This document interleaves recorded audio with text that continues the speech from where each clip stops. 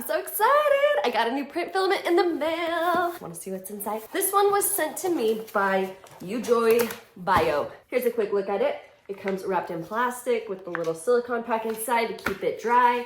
It is actually on a spool that is made of recyclable materials, which is pretty awesome. So high five to UJOYBIO for taking care of our planet here. So this PLA is from their metallic line. It is gold, and I am a Star Wars fangirl, so metallic gold, I know exactly what I'm gonna print with this. I've been on Maker World already. I have a print file queued up and ready to go on my Bambu A1, and we are going to see how this does.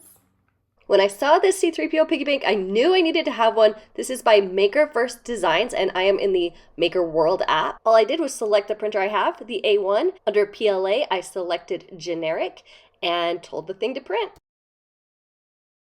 As far as printer setup, my printer is very stock. I haven't switched out nozzles or anything. This is just the default setup. And as you can see, this filament flowed through my machine without any problems. I gotta show this filament in the sun because it is so beautiful.